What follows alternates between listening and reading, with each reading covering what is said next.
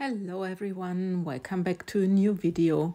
Today I want to pour the Graceful Lines again, the coasters, and I want to use the color scheme like I just showed you on the trinket tray.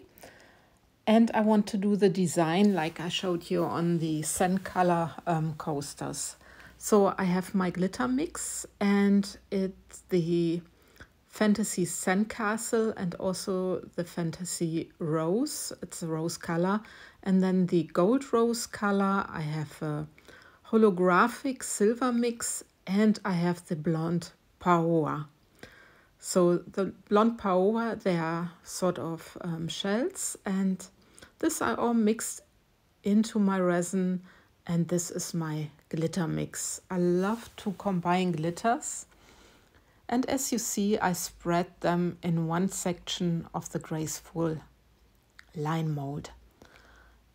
The mold is from MoldsandShapes, and I've done a couple of pours with them. I think I already did 2 videos with them, one in the color sand, like you just saw, but also in a lavender tone.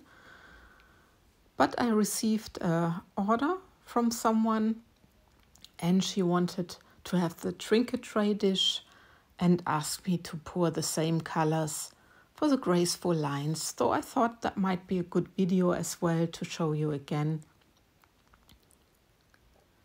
And yeah, this is my glitter done in all the sections. And then I can start pouring my design. I'm always taking clear resin, so in this case I have the Ultracast resin. I have it from Etter, and I'm pouring this along at the sides. You see it? So I have a base so that the sides can also crackle a little bit, and that the design pulls to the center. So I have also the web effect. This is what I want to achieve.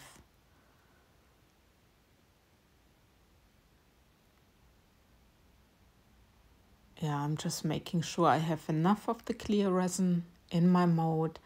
And now I have the Cherry Blossom. This is a wonderful pink tone from Laura's Art Corner. It has also a little bit, I think, a silver sheen to it.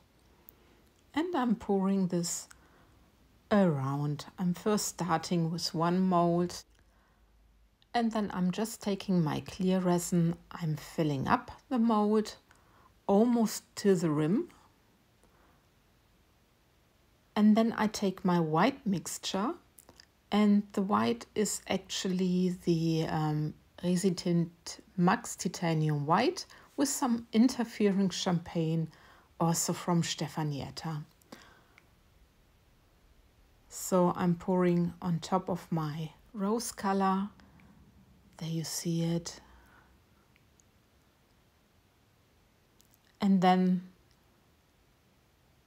I use again the rose color because my mold is still not full. So I thought just go with a little bit more.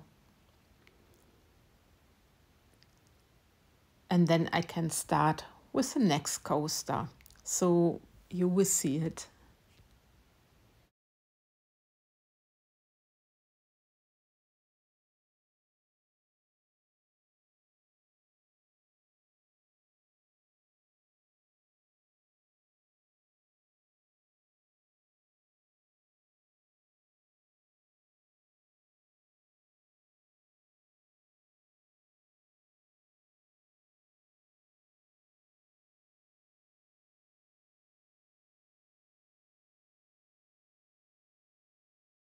Yeah, and then with the third coaster, I poured different. I don't know why. I just had a second of not remembering what I've done or whatsoever, but I started with the rose and then already the white. And after that, I filled up my mold. And you will see later at the final result, it turned out a little bit different. Also in the color sheen. So it's really, yeah, depending how you, in which row you are pouring your colors, and you achieve, yeah, different effects. But anyway, it doesn't matter. So now I need to mix a little bit more up because I ran out of my color here. So I have more of the rose color. I needed later on to mix again a little bit because it was still not enough. But here I'm doing it like I did with the first two coasters. First the rose, then the clear. Yeah, I need to scratch a little bit out of my cup, but not too hard. I'm not scratching because I don't want to take the risk to have some unmixed resin in my mold. And now I'm taking the white on top of my rose color, but you see it's rather thin with the rose color, so I really had to mix up a little bit more. So I was busy with this. And then I'm pouring this on top.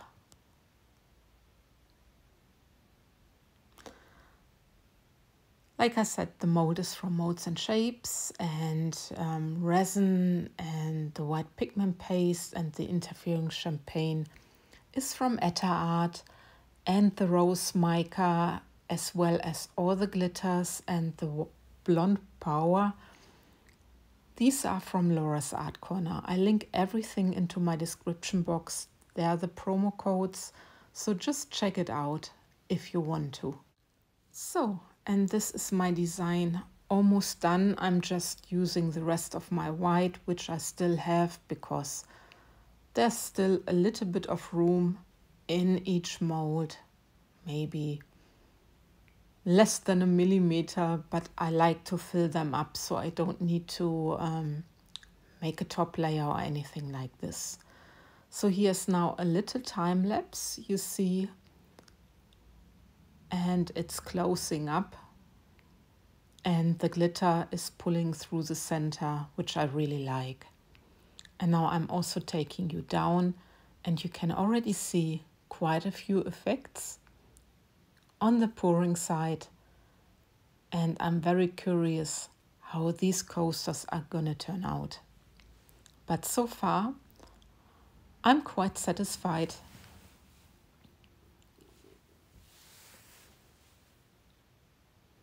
So, and then the next day, I can demold. I let them really cure for 24 hours because I didn't want to have any ugly marks on them, and I'm not always sure if you can really hide them with a top layer. So I just waited, I was patient, and I need to make a top layer anyway, but like I said, I'm not too good in doing top layers, so if there are any marks, handprints or whatsoever, I'm always afraid that you can see them afterwards still, and maybe I should not be afraid. But anyway, I waited, I was patient. And look at this. I love the effects. I love this rather simple pour. And I love these effects in the center. And look at the glitter as well. And because the glitter is also on the top, pulling through the center, it really has a wonderful 3D effect, also with the web effect, and I love this design a lot. So this is the one I poured a little bit different, and you see that the result is much lighter in color, but I also love it from the crackle effect. It's yeah, I love it. I hope you don't mind me saying this. So of course I'm also hoping that my client is also liking them, but they are very sparkly. And I also take you down for close-up. For these, the lines are not yet done. I still need to do them. But look at these. I also find them very cute, and yeah. And the web effect, it really looks beautiful. And there with the top one, you see that the design is a little bit different. So I have to live with this.